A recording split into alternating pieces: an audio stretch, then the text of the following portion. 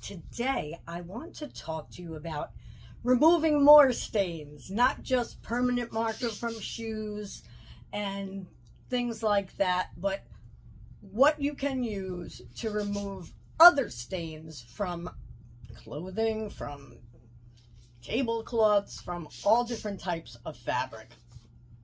So let's start first with blood.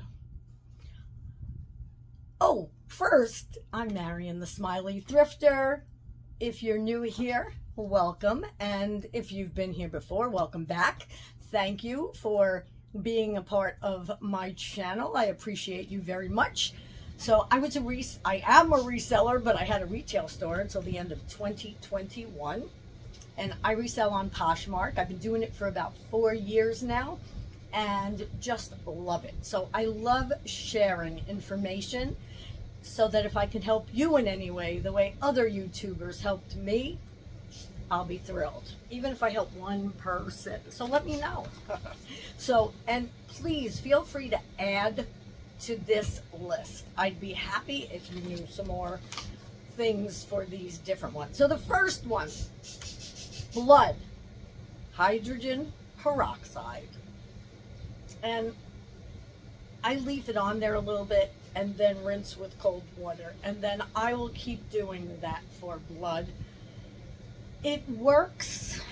If I had to give a number of percentage, I'd say 70% of the time, but it all depends on how much blood you get on you. You know, if you have a gushing bloody nose, maybe not. But if there are little specks on there, you may be able to get them out. Chocolate. You're going to rinse that in cold water first, then use dish soap and or hydrogen peroxide. So I do a little mix of both, but I just put it on the spot. If it's a small spot, I'll even take a little Q-tip.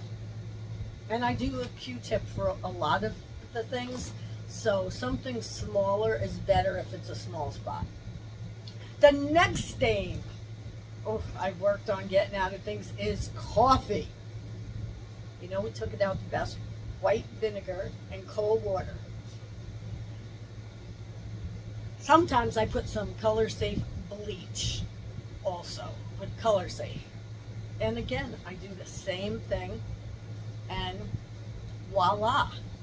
I'd say that works 75% of the time, maybe 80%. So, you know, sometimes as resellers, we buy clothing with stains. We buy tablecloths with stains. Anything, really, that's fabric. The next one is crayon. This is a fun one because I did this and I was in my glory. So, and I wrote notes for myself, guys, so please don't mind if I look down every now and then. So, what you want to do is if this is your shirt, right? Sorry, I just cleaned my glasses. It's not boogers. Okay, so if you take your shirt, let's say, that has crayon on it, or anything that has crayon on it, and you put it between two pieces of paper, and then spray it with WD-40 and wash as usual, yeah, don't laugh, it'll come out. Is that funny? So, but just be careful. You want to wash it right after you put that on because you don't want a new oil stain. So that's for crayon. The next one is grass stains. This one is the hardest of them all. And I used to find when I was buying kids' shorts and kids' tops that there would be grass stains. So I had to research it a little bit. So with the grass stains, I scrub that also with rubbing alcohol. Rubbing alcohol is my prince or princess for cleaning things. And then I would air dry it.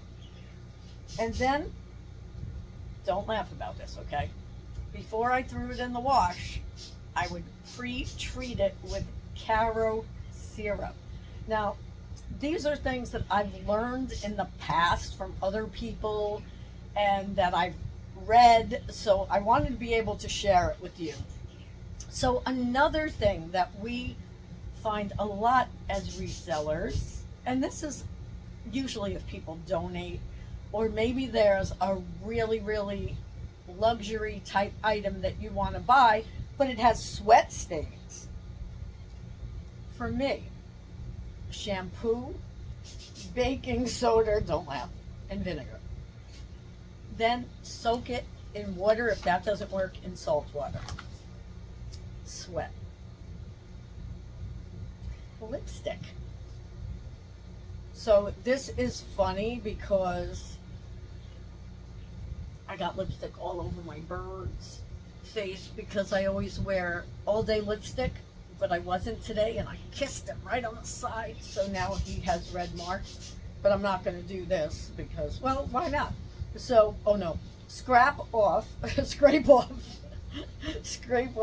the lipstick as much as you can, and then what you're going to want to do is rub it with mineral oil. Rub it with mineral oil, and then some diluted ammonia if that doesn't take it off. All within the same process. You'll know if it's coming off when you start out with the mineral oil. And remember, you do want to wash these things, wet them quickly, because you don't want the other thing to make a stain. Just saying. Ink. So we spoke about that in our last video. So if you're interested in that, go back. I'll do my best to put the description in here to watch my 10 ways to remove ink from the things that you're buying. The next one is grease. Now this is the hardest really to me, sweat and grease. So I learned this from, oh, don't laugh at me, if you're anywhere near my age, an old Reader's Digest. If you haven't heard of Reader's Digest, put Reader's Digest in below. I'm curious. So you're going to rub it with chalk, then scrub with Dawn or dish soap, but usually Dawn, then rinse it with hot water. It really does work 60% of the time, not always. Gum.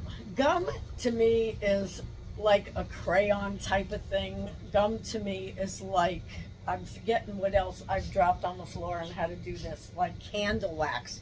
So freeze it with ice, then scrape it with a knife, then wash it in normal cycle. And this goes for even if you get anything on your carpet like gum, or again, I'm giving you an extra here because it wasn't on here, candle wax. Ice, but candle wax, which you can really do.